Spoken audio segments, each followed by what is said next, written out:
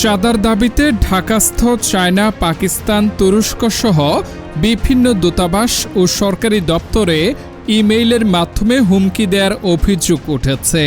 এই ঘটনায় ৩-৪ জনকে আটক করে জিজ্ঞাসাবাদ করলেও তেমন কোনো সংশ্লিষ্টতা পায়নি পুলিশ। পুলিশের দাবি, ভুয়া গ্রুপ দেশের ইমেজ নষ্ট করতে এবং সরকারকে বিব্রত করার জন্য এটি করছে। তবে পুলিশ গুরুত্বের সঙ্গে ঘটনাটি তদন্ত করছে। রোববার রাজধানীর মিন্টো রোডের ডিএমপি মিডিয়া সেন্টারে আয়োজিত এক সংবাদ সম্মেলনে এমনটাই জানিয়েছেন ঢাকা মেট্রোপলিটন পুলিশের অতিরিক্ত commissioner DB Mohammad Shafiqul Islam. DB প্রধান বলেন, ইন্টারনেটের মাধ্যমে এই গ্রুপ কাজ করছে। এটা একটা ভুয়া গ্রুপ।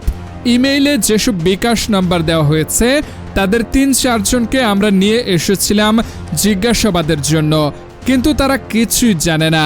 তারা সম্পূর্ণ নির্দোষ। এ ব্যাপারে তারা কোনো কিছুই জানে না।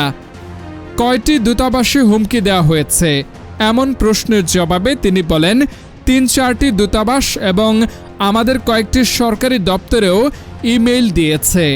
তিনি বলেন, আমাদের ধারণা এটা পূর্ব শত্রুতা বা দেশের ইমেজকে নষ্ট করার জন্য করা হয়েছে, সরকারকে বিব্রত করার জন্য করা হতে পারে। এই ঘটনায় কাউকে গ্রেফতার করা হয়েছে কিনা এমন প্রশ্নের জবাবে তিনি বলেন, আমরা এটা নিয়ে কাজ করছি। যে কোনো ঘটনা ঘটলে সেটা আমরা গুরুত্বের সঙ্গে দেখি। আমরা আশাবাদী যে এটা আমরা উদ্ঘাটন করব। যারা আছেন তাদেরকে আমরা আইনের আওতায় নিয়ে আসব। কোন কোন দূতাবাসে হুমকি দেওয়া হয়েছে প্রশ্নের জবাবে তিনি বলেন, চায়না, পাকিস্তান, তুরস্ক সহ বেশ কয়েকটি দূতাবাসে এই হুমকি দেওয়ার ঘটনা ঘটেছে। আমরা পুরো বিষয়টি নিয়ে কাজ করছি। এদিকে রাজধানীর কয়েকটি বিদেশি দূতাবাসে ইমেইলের মাধ্যমে হুমকির ঘটনায় পুরো কূটনৈতিক এলাকার নিরাপত্তা জোরদার করা হয়েছে। বারিধারা ও গুলশানে অবস্থিত দূতাবাসগুলোকে বিশেষ নজরদারির আওতায় আনা হয়েছে। পোশাকধারী ও সাদা পোশাকে আইনশৃঙ্খলা বাহিনীর অতিরিক্ত সদস্য মোতায়েন করা হয়েছে। চীনা দূতাবাস কর্তৃপক্ষ ইতিমধ্যেই পররাষ্ট্র মন্ত্রণালয়ের মাধ্যমে পুলিশ সদর দফতরকে বিষয়টি জানিয়েছে।